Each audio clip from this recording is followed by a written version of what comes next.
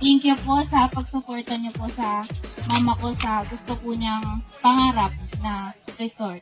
Sana po tulungan niyo po siya para po ang matupad niya po yung pangarap po niyang magandang resort. Yun lang po. Thank you po.